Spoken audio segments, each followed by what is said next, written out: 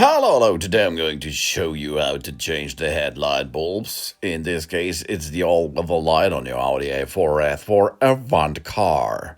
Let's have a look where this is located. At the front beam, you can see here, this is the all-weather light.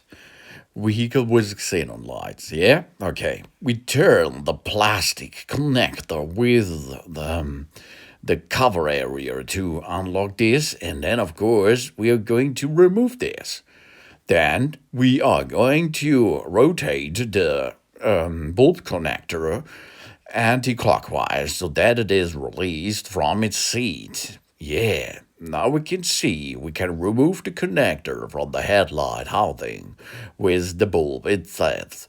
It is on the right and left side. There it is. Yeah, here we are removed it. Okay, now it's time for a new bulb.